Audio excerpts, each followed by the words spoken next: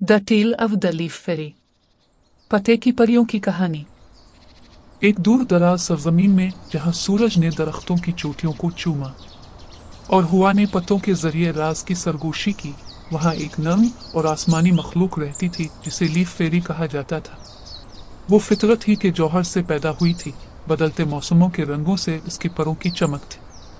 पत्तों की परी ने अपने दिन दरख्त से दूसरे दरख्त तक खूबसूरती से उड़ते हुए गुजारे। इसकी हंसी जंगल में हुआ की घंटी की तरह गूंज रही थी। वो जंगलात की मुहाफिज थी जो पौधों और जानवरों की नरमी और शफकत से देखभाल करती थी। औदा एक आह भर कर, हाय, मैं अपने बुलंद उबाला साथियों की तरह आसमान तक पहुंचने की कितनी आरजू रखता हूँ, लेकिन मैं बहुत छोटा और कमजोर हूँ।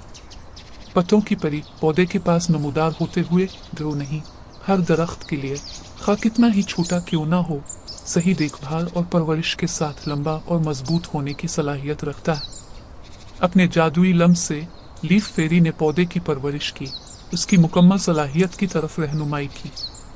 इसने इसे सब्र, लचक और तरक्की की खूबसूरती की अहमियत सिखाई।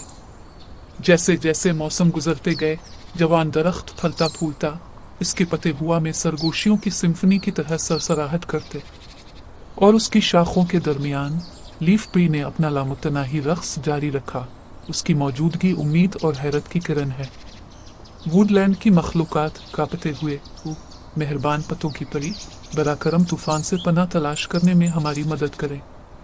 पत्तों की परी तसल्ली देते हुए, प्यारो अब आराम करो, क्योंकि तुम जंगल की चौकीदारी में महफूज हो। अपनी हमदर्दी और जादू के साथ लीफ परी ने जंगल के अंदर रहने वाले तमाम लोगों के लिए सुकून और खुशी दी।